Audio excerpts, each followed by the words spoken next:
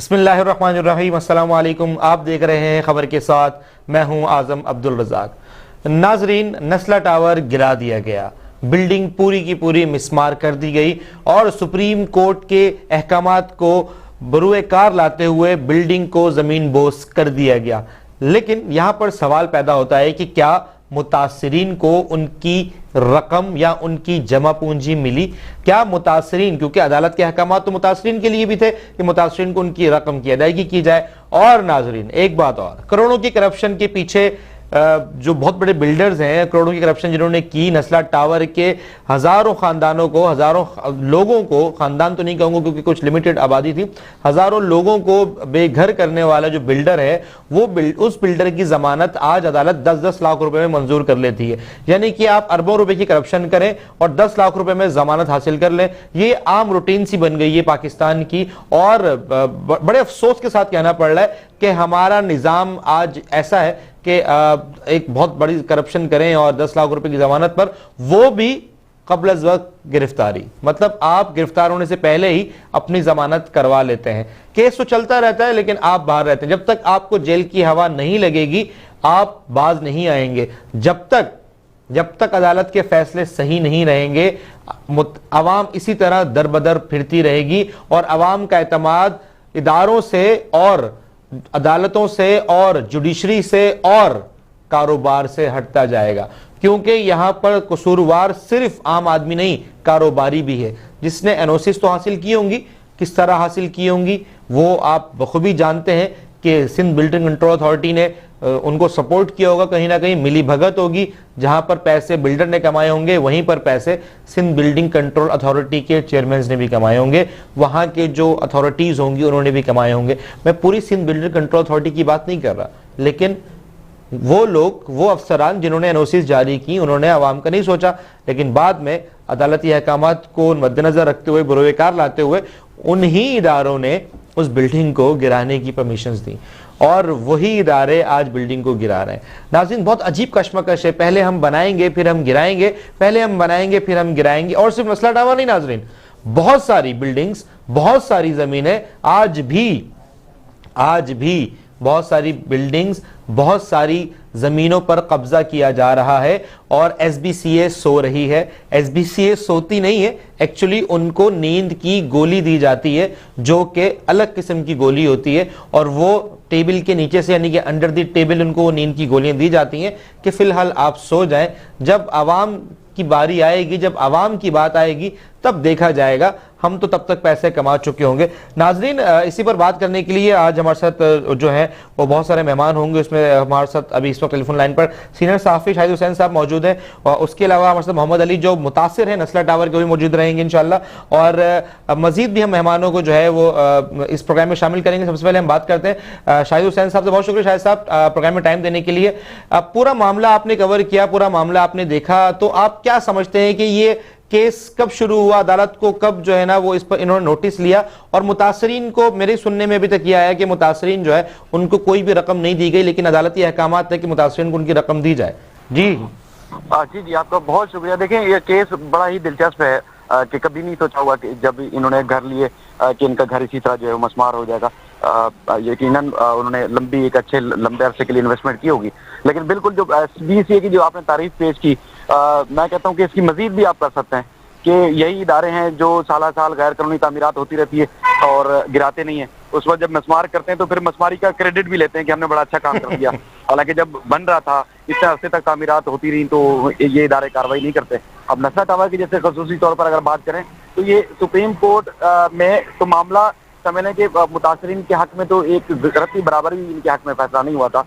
यकीनन इनका इन्वेस्टमेंट का नुकसान हुआ, घर छिन गए, छत छिन गई, वो नुकसान हुआ। लेकिन ये दाद देनी चाहिए हमारे अटॉर्नी जनरल पाकिस्तान खालिद जावेद साहब को कि उन्होंने जब समझ लें कि केस के बिल्कुल आखिरी मरहले में आकर अदालत से इस्तदा की कि देखें, सिंध गवर्नमेंट ना तो जो जिम्मेदारान हैं उनके खिलाफ कार्रवाई कर रही है, और सिंध गवर्नमेंट ने तो हाथ खड़े कर दिया। देखिए, सुप्रीम कोर्ट ने चूंकि हमें ऑर्डर ही नहीं दिया तो हम किसी के खिलाफ कैसे कार्रवाई कर सकते हैं, यानी कि ना बिल्डर के खिलाफ, ना एसबीसी के अफसरान के खिलाफ, ना सिंधी मुस्लिम कोऑपरेटिव सोसाइटी के खिलाफ किसी के खिलाफ हम कार्रवाई नहीं कर सकते। तो लिहाजा मुतासरीन को मुआवजे देने के लिए भी सुप्रीम कोर्ट ही कुछ करे और उसके बाद फिर जो जिम्मेदारान है उनके खिलाफ भी सुप्रीम कोर्ट ही हुक्म देगी तो शायद कार्रवाई होगी।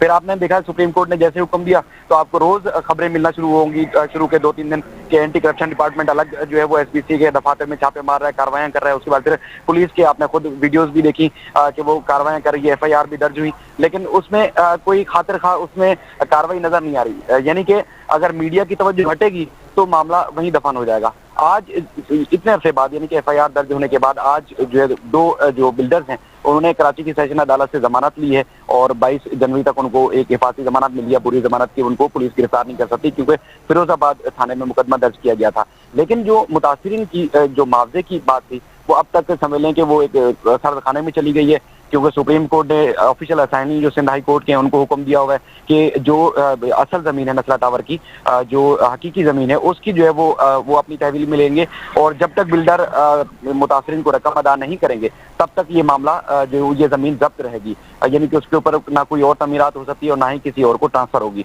तो बाकी जो जिन जिन जिम्मेदारों के खिलाफ कार्रवाई होनी थी वो ठोस इकदाम ना तो हुए और ना ही जो है वो सही मानों में कार्रवाई हुई। बिल्डर ने कुछ हमारे मुतासरीन, चूंकि हम वहां पर भी जाके कार्रवाई करते रहे, कि बताया गया था कि 2-3 महीने का किराया देने की कमिटमेंट की थी कि जब दूसरी जगह पे मुंतकिल होंगे तो 2-3 महीने का किराया देंगे, लेकिन उसके बाद फिर कुछ को वो शायद पैसे मिले और कुछ को नहीं मिले। तो ये मामला काफी पेचीदा भी है और लटका हुआ भी है और लगता भी नहीं कि उनको जल्द इंसाफ मिले, क्योंकि इसी सुप्रीम कोर्ट के हुक्म पर आपको याद होगा कि अलादीन पार्क के सामने एक बहुत बड़ा प्रोजेक्ट बन रहा था, रॉयल पाम सिटी।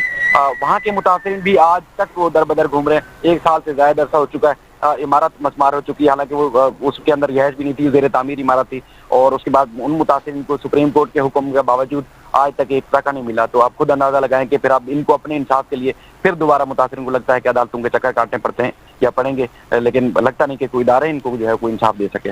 इतने अरसे से केस चल रहा, पूरी बिल्डिंग गिर गई लेकिन बिल्डर्स को गिरफ्तार नहीं किया गया। बहुत हैरत की बात नहीं है शाहिद साहब?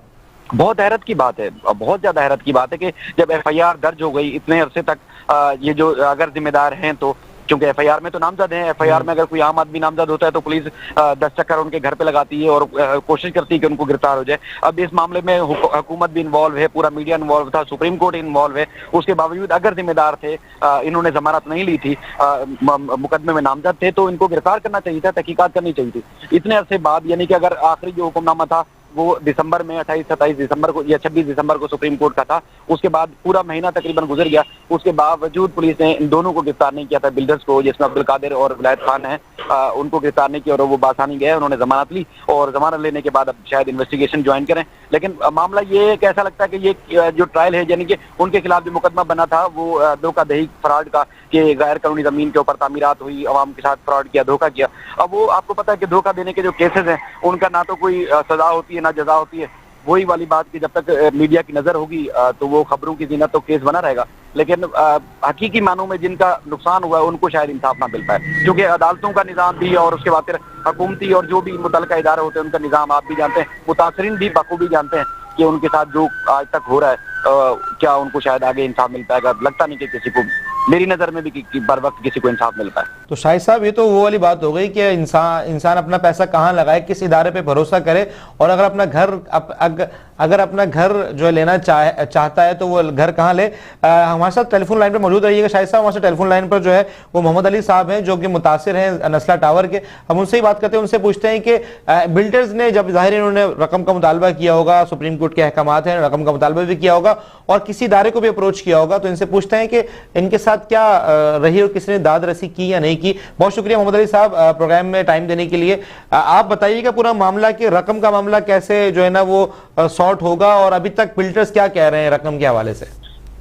अस्सलाम वालेकुम वरहमतुल्लाहि वबरकातुहू।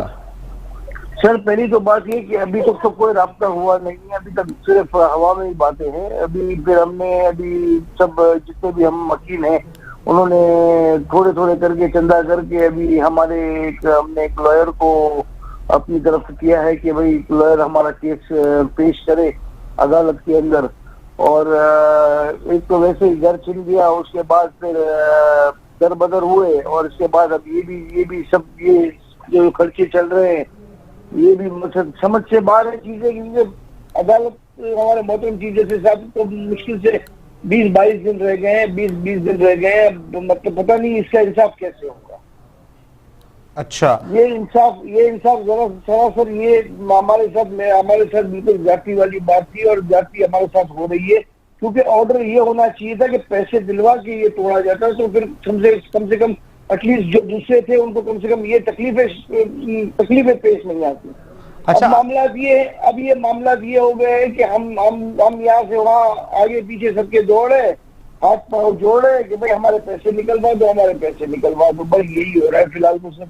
अच्छा, तो कितने पैसों का मुतालबा आप लोग कर रहे हैं और कितने पैसे जो है वो अदालत ने हुक्म दिया है कि पैसे नहीं? क्योंकि जाहिर है जब जब आप लोगों ने इसको खरीदा होगा तो उसकी अलग कॉस्ट होगी, इस वक्त उसकी अलग कॉस्ट होगी, तो आप लोग आपको कितने पैसे जो आप लोगों ने पैसे रकम अदा की वो रकम कितनी थी? अभी तक जो हम 23-24 जो जाने हैं जो हमारे हैं, उन्होंने वो अपने तकरीबन 43-44 करोड़ रुपए की अमाउंट बनती है 23 जाने। अच्छा, 43-44 करोड़ रुपए की अमाउंट बनती है। तो आप लोगों ने मतलब ये जो हमने पेमेंटें की है, अच्छा, ये जो हमने पेमेंटें की है, ओके, इसमें ना कोई नफा शामिल है ना कोई कॉस्ट शामिल है इसमें। इसके अलावा हमने ये केस के दौरान 61 लाख रुपए हमने हाफिज जुबैरी साहब को दिए, जो पेमेंट दी हमने। इसके अलावा अभी हम हाफिज हमने सर साहब को उनको वो रिक्वेस्ट की है कि सर ये देखें हमारे मामला हमारे पेमेंट के, तो उन्होंने भी बहुत अच्छे तरीके से बहुत अच्छी बात की हमारे साथ कि यार इंशाल्लाह ताला मैं कोशिश पूरी करता हूँ, और इंशाल्लाह ताला जो भी हो सकेगा आपके साथ जाति होने नहीं दूंगा, ना जाति करूंगा, ना होने दूंगा। ठीक है, ये बहुत बड़ी बात है सर। हाँ, तो अभी तक कोई ऐसी जो है ना वो बिल्डर की तरफ से भी और इंतजामिया की तरफ से भी, अदालत की तरफ से भी कोई दादरसी नहीं है? पुलिस जाहिर आपने अप्रोच किया होगा, पुलिस को आपने अप्रोच किया आप लोगों ने रकम के मुतालबे के लिए या रकम की रिकवरी के लिए? सर मुझे एक बात बताएं, शायद हम शहर कराची में रहते हैं और पाकिस्तान का ये शहर है सर। आपको पता है दाद रसी उसको मिलती है जिसके पास पीछे बैकअप हो, पीछे पावर हो और पीछे पैसा हो। ठीक है सही सर। इन जो यहाँ पे रहते थे वो अव्वल तो मुतवस्सित तबके के लोग थे, और मुश्किल से 4-5 जाने से जो अफोर्ड कर सकते हैं चीजों को, बाकी कौन अफोर्ड कर सकता है सर?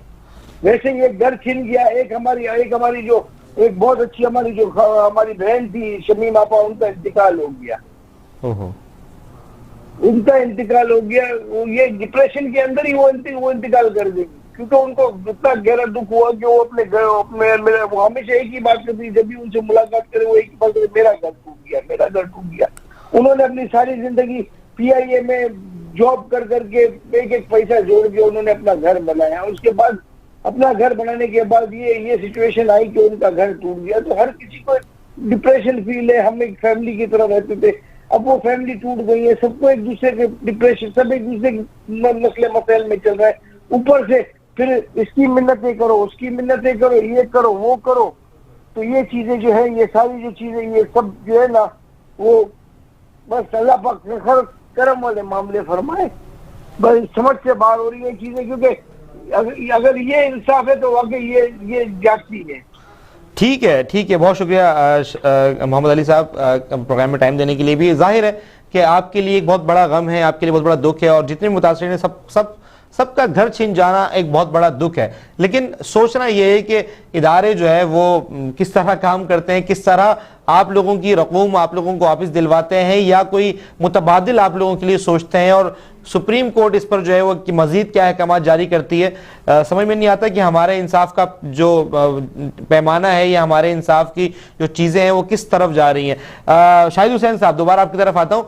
शाहिद साहब, और भी बहुत सारे प्रोजेक्ट्स बन रहे हैं जिनके ऊपर अभी भी सिंध बिल्डिंग कंट्रोल अथॉरिटी जो है वो सो रही है, और वो सोती रहती है, और उनको जो है ना वो एक स्पेशल नींद की गोली दी जाती है जिनसे वो कुछ दिनों के लिए सो जाती है। इस पर क्या कहेंगे आप? देखिए, एक तो चीज और मैं वाज़ेह कर दूं, ये जो पुलिस है नसला टावर से मुतालिक जो FIR जिन्होंने दर्ज की है, या एंटी करप्शन डिपार्टमेंट, वो मुतासरीन को पैसे दिलवाने की पाबंद नहीं है कानून के मुताबिक। वो क्रिमिनल जो कार्रवाई हुई है, यानी क्रिमिनल एक्ट जो हुआ है कि अगर किसी ने फ्रॉड किया है, धोखाधड़ी की है मुतासरीन के साथ, तो उस जुर्म की वो सजा या उसको प्रोसिक्यूशन तो करवाएगी, लेकिन वो पैसे देने की पाबंद नहीं है पुलिस या एंटी करप्शन डिपार्टमेंट। यानी कि जो मुजरिम है उनको सजा हो सकती है। बाकी जो है दीगर जो प्रोजेक्ट्स हैं जिस तरह बात कर रहे हैं, यकीन माने रोज पैसे कौन दिलवाएगा शाहिद साहब? इनको पैसे कौन दिलवाएगा? सुप्रीम कोर्ट ने पाबंद कर दिया है सिंध हाई कोर्ट के ऑफिशियल असाइनी को एक डिपार्टमेंट है जो इस जमीन जब्त करेगा, और बिल्डर ने चूंकि खुद ही हाथ खड़े कर दिए थे कि उसके बाद पैसा ही नहीं है। पैसा चूंकि जो मिला था मुतासरीन की जानिब से या मकीनी की जानिब से, वो उन्होंने पैसा इन्वेस्ट कर दिया, अब इमारत टूट गई है, उसके बाद कोई और प्रॉपर्टी नहीं है, तो लिहाजा वो पैसे उसके पास है नहीं तो कहाँ से देगा। अब चूंकि ये अटॉर्नी जनरल ऑफ पाकिस्तान जो खालिद जावेद साहब हैं, उन्होंने फिर अदालत को ये बात कन्विंस की, उनको बताया कि ये जो जमीन है, जाहिर जमीन की तो अच्छी खासी मालियत होगी, शारा फैसल के ऊपर है जो तकरीबन 700 गज से ज्यादा जमीन है, तो उसको फरोख्त करने के बाद official assignee Sindh high court के जो है वो पैसे दिलवाएंगे इन मुतासरीन को। थोड़ा सा वक्त लगेगा, लेकिन पैसे इनको एक अदालती फोरम के जरिए ही मिल सकते हैं। बाकी जिन जिन लोगों ने जिस जिस तरह जुर्म किया उसकी सजा उनको अलग से मिलेगी। बाकी जो दीगर जो तामीरात के हवाले से यकीन माने तकरीबन 40 से 50 केसेस इनफरादी तौर पर या मजमूई तौर पर हम रोज रिपोर्ट करते हैं सिंध हाई कोर्ट से।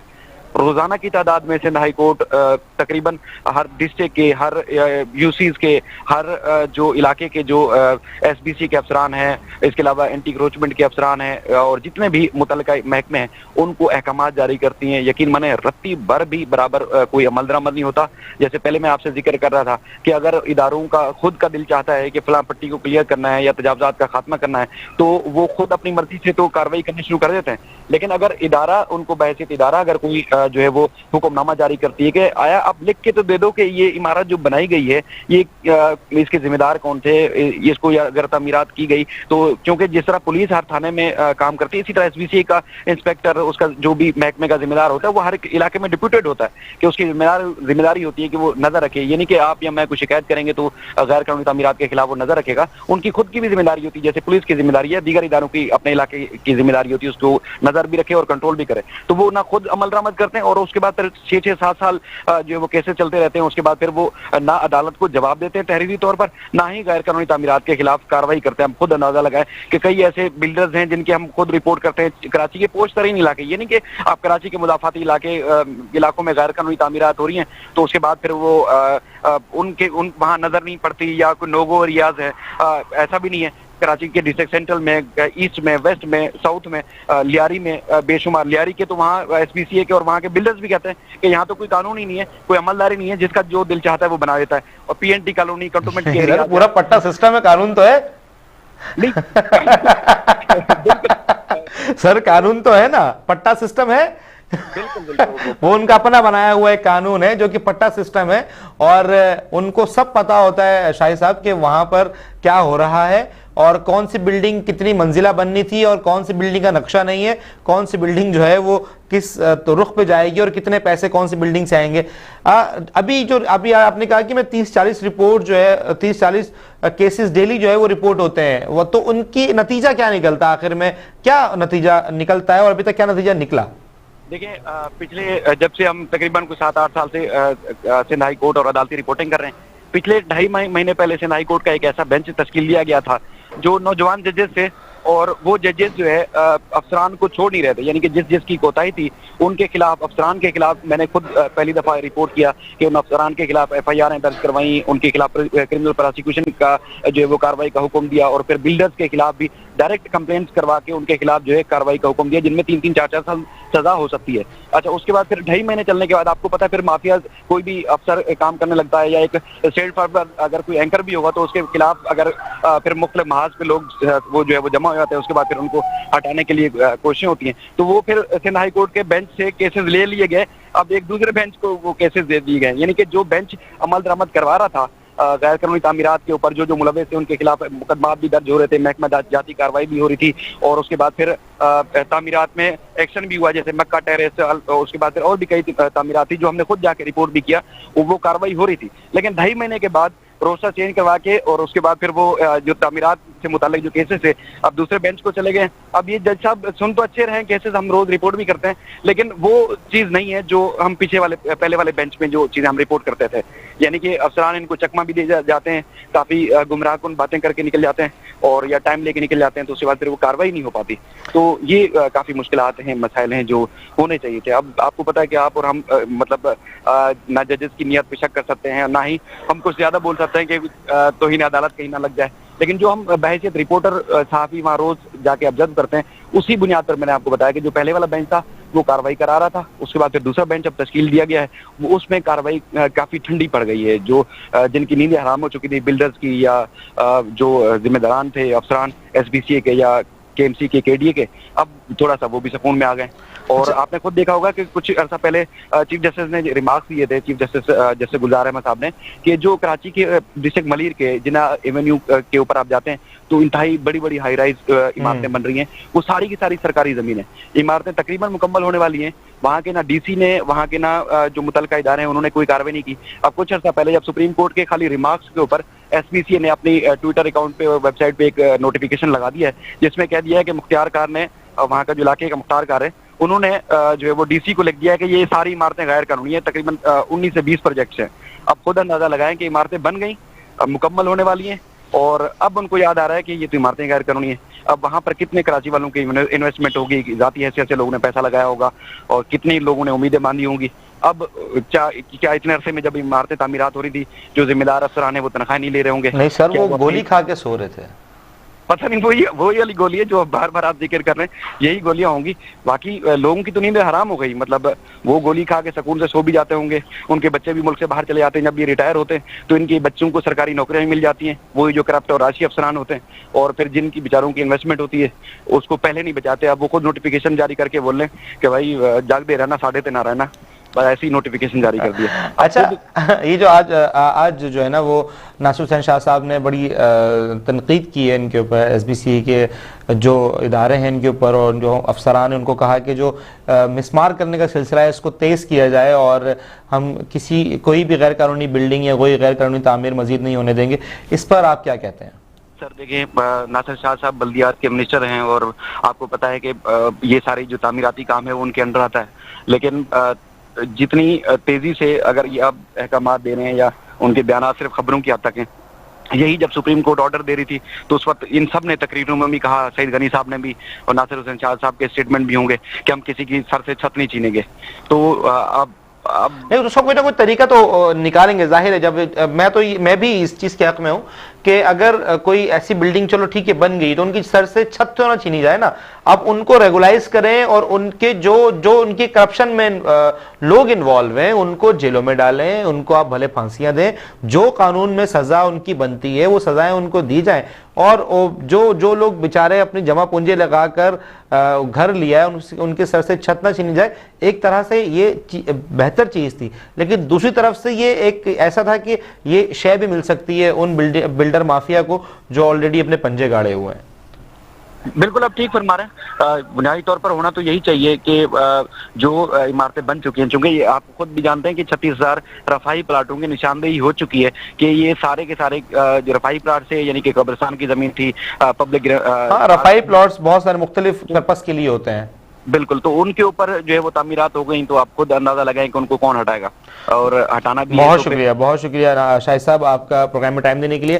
नाज़रीन, फिलहाल हम जा रहे हैं एक छोटे से ब्रेक पर। ब्रेक के बाद दोबारा मुलाकात करेंगे, कहीं जाइएगा, मतलब हमारे साथ रहिएगा।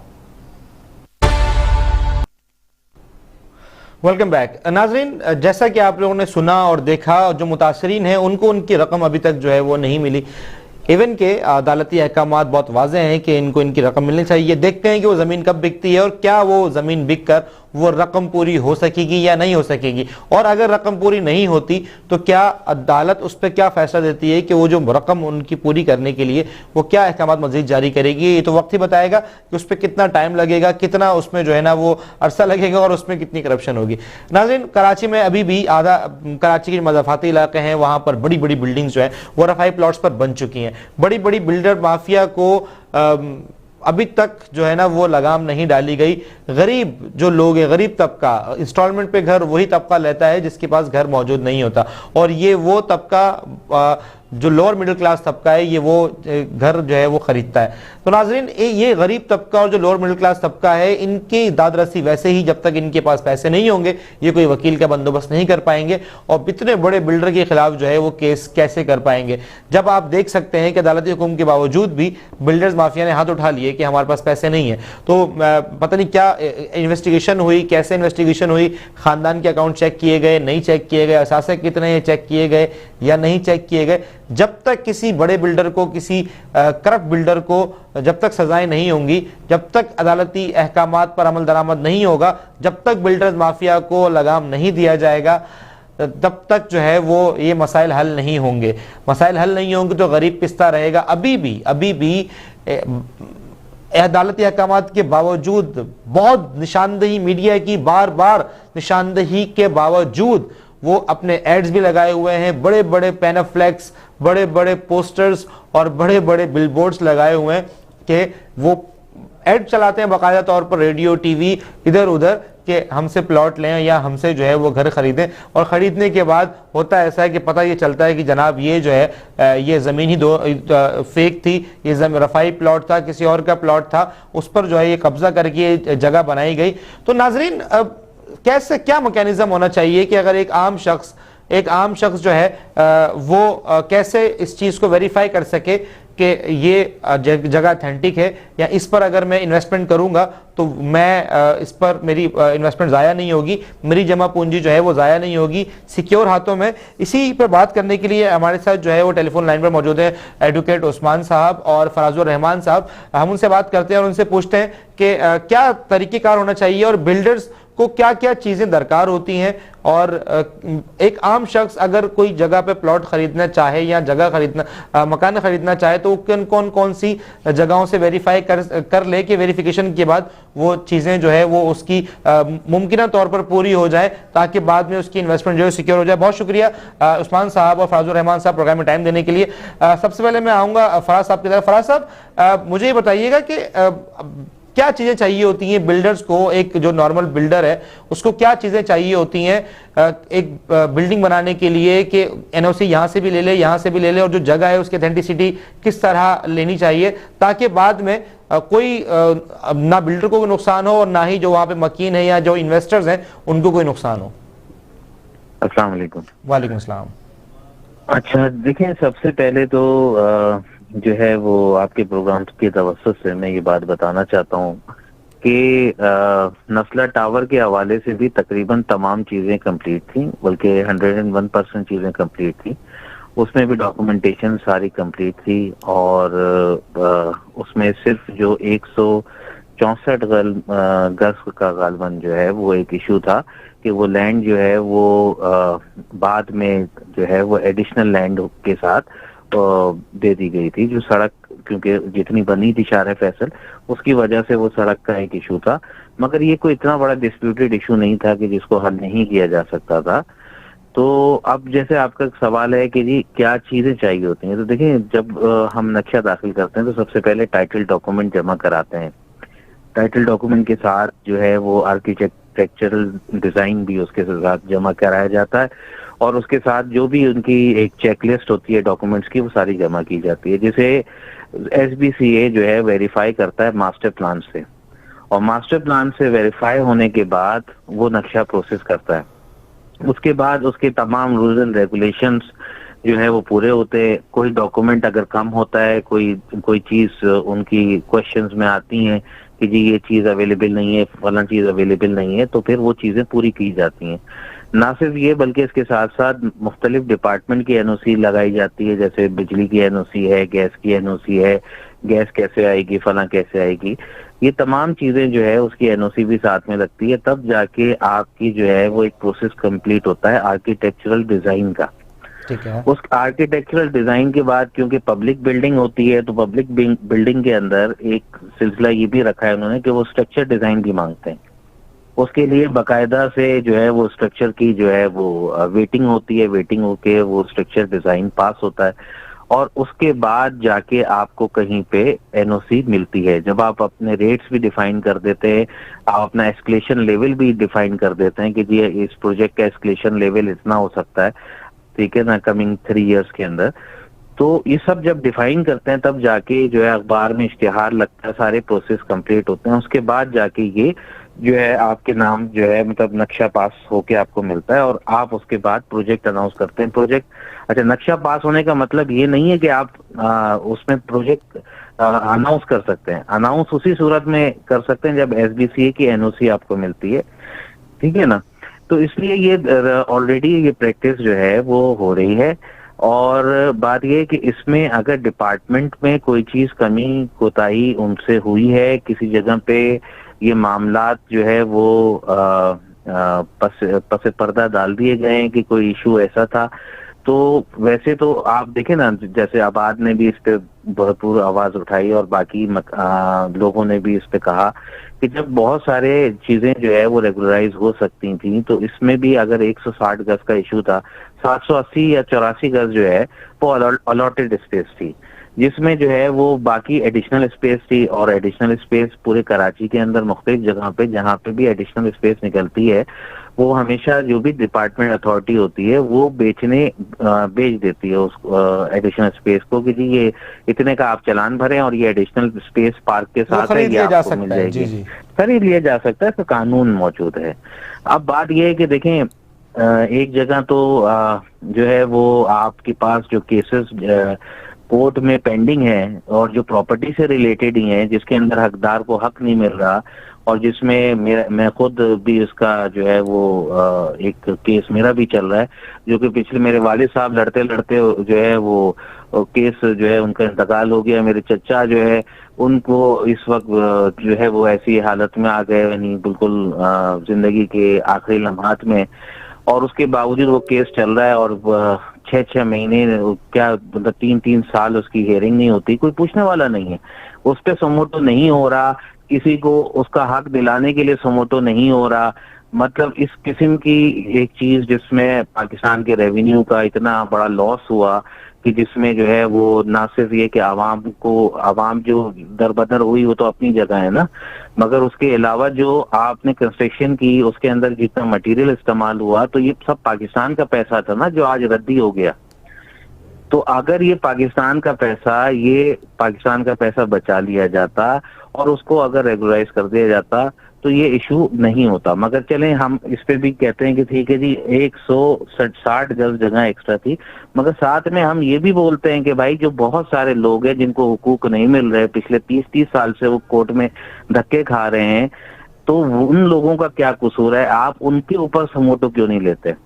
अचानक से एक तैयार बिल्डिंग लीज भी हो गई, सब चीज हो गई, बिजली के मीटर भी लग गए, सारी चीजें प्रॉपर हो गई, उसके बाद आप उस पर समोटो ले लेते हैं। उससे पहले आपने अलादीन के बराबर में समोटो ले लिया और पूरी बिल्डिंग जो है वो आपने गिरा दी। वो जो बिल्डर था उसने खुदकुशी कर ली, उसके पास कोई रास्ता नहीं था।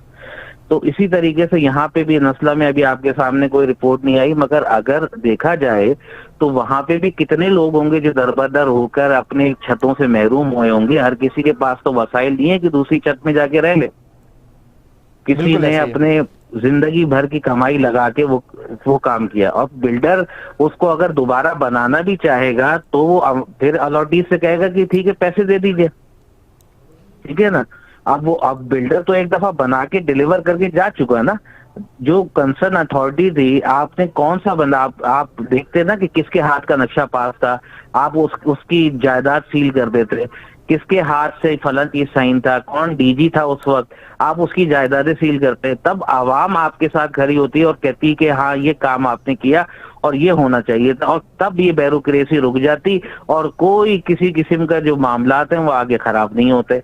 अगर तो चीजों को सही करने का मकसद हो तो भाई उसको सजा दो जिसकी वजह से ये सब कुछ हुआ जी। उसको किस बात की सजा? जिसने खरीदा उसको तो आपने आम तौर पे जो अब फर्ज करें जी मेरा मोबाइल चोरी होता है तो मुझे कहा कि भाई थाने में जाके FIR दर्ज करा दो, सही, मैं वही करूंगा ना। ठीक है। अगर मैंने आटा लेना है तो मैं ग्रोसरी की दुकान पे जाऊंगा और आटा ले लूंगा, ठीक है। अब ये अगर वहां पे आटे की जगह पे कोई गैर मियारी चीज मिल रही है तो वो अथॉरिटीज का काम है ना कि गैर मियारी चीज को मुझ तक आने से रोका जाए। बिल्कुल ऐसा ही है, बिल्कुल ऐसा ही है।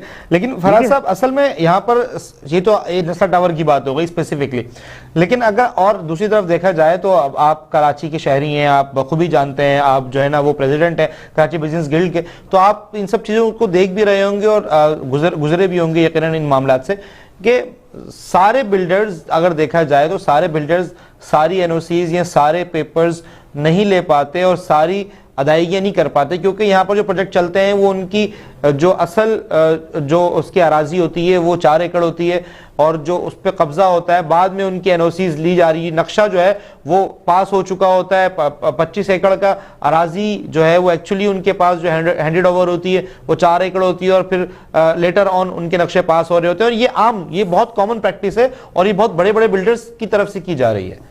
तो इनको कैसे रोका जा सकता है? इनको मतलब जब तक बिल्डर खुद अपने आप को इन चीजों से नहीं रोकेगा, या कोई जिस तरह आबाद बनी हुई है आबाद इनको नहीं रोकता, समझ में नहीं आता कि सिर्फ ये तो चलो अदालती काम तो एक अपनी जगह पर है, लेकिन जो आबाद और बिल्डर है उनके खुद के भी तो काम है।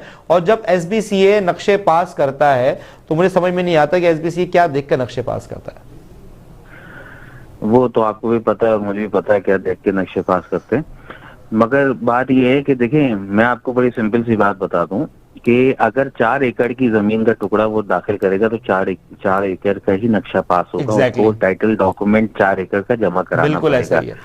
उसके बाद अगर जमीन पे कोई कब्जा हो जाता है, क्योंकि यहाँ पे ये भी तो नहीं पता ना कि आज रात को आप सोते हैं, अगले दिन सुबह उठते हैं तो जी आपकी जमीन पे कब्जा हुआ होता है, तो लॉ एंड ऑर्डर सिचुएशन जो है उसको आप इसके साथ कनेक्ट कर दें इसके साथ, तो इसमें वो 4 एकड़ या 40 एकड़ का नक्शा पास कराने का इशू नहीं है। यहाँ इशू ये हुआ था पिछले दिनों कि लोगों ने 4 एकड़ का नक्शा पास कराया और 40 एकड़ बेच दिया। एग्जैक्टली ये वजह है। अच्छा फराज साहब, मैं थोड़ा सा आपको यहाँ पर रोकूंगा। मैं चाहता हूं कि जो है उस्मान साहब है उनसे पूछें कि अगर ऐसी कोई सिचुएशन होती है तो उसमें क्या एक आम आदमी, ये कानून इस पर क्या पेनल्टी लगाता है या कानून इसको किस तरह रोकता है और क्या क्या इनके खिलाफ कार्रवाइयां हो सकती हैं? फराज साहब लाइन पर रहिएगा मेरे साथ। असल में बदकिस्मती से जो पूरा हमारे यहाँ का स्ट्रक्चर बन चुका है और यहाँ पर जिस तरह के मामलात जो है रवा रखे गए हैं, उसमें कोई एक इदारा भी जो है अपनी परफॉर्मेंस के हवाले से इतना यानी उसके मामलात खराब हैं कि आप जिसको भी उठाकर देखते हैं तो पता ये लगता है कि उसका काम जो है उसने ना सिर्फ ये कि उसके अंदर बदनीयती और जो है वो चीज़ें शामिल की होती हैं। अब जिस तरीके से बात की जा रही है नस्ले टावर की और जिस तरह इसकी वजाहत भी की गई, मैं ये समझता हूँ कि जिस तरह अगर सुप्रीम कोर्ट किसी के ऊपर जो है कार्रवाई करती है तो उसका जो अपील का राइट है वो भी मारा जाता है। और चूंकि इसके अंदर लोगों के पास टाइटल डॉक्यूमेंट्स मौजूद थे और टाइटल डॉक्यूमेंट्स को कैसे जो है मतलब वो किया जाए, और वो भी ऐसा नहीं था कि ये कोई दिनों की बात हो, इसमें कई जो है साल जो थे और जिस वक्त बन रहा था उस वक्त किस तरह से इसको जो रोका नहीं गया, ये सारे काम जो है जो इदारों के करने के हैं। और फिर ये कि हमारी जो लैंड है वो कई चीजों में मुनकसम है कि अगर जो है KMC की लैंड है तो उसका क्या मतलब स्ट्रक्चर बनेगा, अगर जो है KDA की लैंड है तो उसका क्या स्ट्रक्चर बनेगा, और जो पुरानी रेवेन्यू की लैंड है तो उसका क्या स्ट्रक्चर बनेगा, गोल्ड आबादी स्कीम की है तो उसका क्या जो है मामलात होंगे, अगर कच्ची आबादी एक्ट के तहत आता है तो उसके क्या मामलात होंगे। ये सारी लैंड जो मुख्तलिफ टुकड़ों के अंदर है, हर जगह का मामला बिल्कुल डिफरेंट नजर आता है। कहीं पे जो है डिप्टी कमिश्नर जो है अपने तजावजात से ज्यादा जो है वहां पर मामलात के अंदर इंटरफेयर दिखाता है, और लोग जो हमने देखा है कि जिनके पास जो है मोटरसाइकिल भी चलाने के लिए पेट्रोल होना मुश्किल होता था, आज करोड़ों रुपए जो इन्हीं 2 नंबर कामों से जो बन चुके हैं। मतलब मैं ऐसे लोगों को भी जानता हूं जो SBCA के अंदर यहाँ पर जो काम करते हैं, जिस तरीके से निशानदेही भी की गई कि SBCA क्या करता है, तीसरा पोर्शन भी जो है वो सबलीज कर देता है, किस तरह से कर देता है, किस तरह कौन से लॉ के तहत कर देता है। तो वो लॉ सिर्फ एक जो है जिसको हम शायद जो है नोटों की सूरत में जानते हैं, ये सारे मामलात के इदारों में जाता है वेरिफिकेशन कराने के लिए, और उसकी जो प्रॉपर्टी है उसको वेरीफाई भी कर दिया जाता है। और वेरीफाई के बाद पता लगता है कि भाई ये तो वेरीफाई इसलिए की गई कि इसकी तो अंदर से सेटिंग मौजूद थी। और ये देखें, और आप ये देखेंगे जो चाइना कटिंग है कराची के अंदर और जो ज़रई जमीनों के ऊपर पूरी जो है स्कीमें हैं, ये कैसे मतलब डेवलप हो जाती है, कैसे बन जाती हैं। और हम ये समझते हैं, और मैं ये बिल्कुल वसूख से ये बात कह रहा हूँ, और ये मैं मतलब ये कोई मैं ऐसी बात नहीं कर रहा कि इसके अंदर आपके मिनिस्टर तक इन्वॉल्व होते हैं कि मिनिस्टर जो है उनका भी एक खाता होता है। आप मुझे बताइए, मैं मतलब इस लैंड के ऊपर तो बात करूंगा लाजमी, लेकिन आप ये बताइए, आप सब रजिस्ट्रार के पास जाते हैं और अपनी प्रॉपर्टी जो है वो ट्रांसफर करवाना चाहते हैं। जब प्रॉपर्टी ट्रांसफर करवाने के लिए आप पहुंचते हैं तो पता है लगता है कि जो रिश्वत है उसका रेशो इसके अंदर इतना है और इसके अंदर इतना है। ये कौन है कि जो मतलब इसको नहीं रोकता, और ये भी बताया जाता है कि सबका हिस्सा मौजूद है। आप चले जाएं उनके साथ एंटी करप्शन पे चले जाएं, उसका मैकेनिज्म इतना खराब और इतना बोसीदा है कि उसी के अंदर आप पूरी जो जिंदगी गुजार दें। मैं ये समझता हूं कि इसका जो सबसे बेहतरीन हल है, जिसके अंदर एक तो ये कि सारी लैंड को जहां पे जिस तरह की भी थी उसको जो है सिर्फ एक के तहत जो है कर दिया जाए। कि जिस तरीके से जब यहाँ हम देखते हैं कि लंदन के अंदर सारी चीजें लैंड है या दीगर मतलब तो हम तरक्याती ममालिक की अगर बात करते हैं या हम दीगर जगहों की भी, तो एक लैंड को सिर्फ एक ही उसकी कैटेगरी अथॉरिटीज ना हो, नंबर 1। नंबर 2, इसके अंदर जो सबसे अहम बात है वो ये है कि सारे जो लैंड है, जितनी भी जो हमारे जो स्ट्रक्चर बनता है सारी चीजों के अंदर, उसका जो है कंप्यूटराइज सिस्टम होना चाहिए।